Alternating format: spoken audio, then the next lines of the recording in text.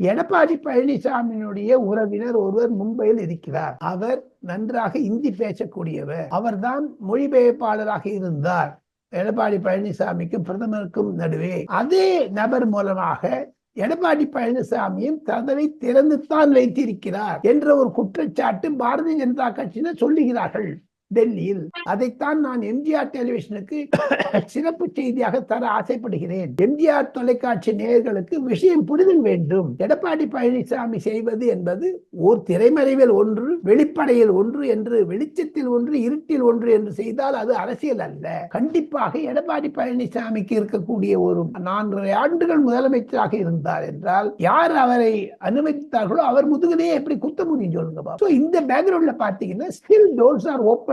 அமித்ஷா சொன்னது தவறு கிடையாது. அவர் சிறுபான்மையர் மக்களிடையே ஒரு குழப்பத்தை உண்டாக்க எடப்பாடி பழனிசாமியை முயற்சிக்கிறார்கள். அமித்ஷாவும்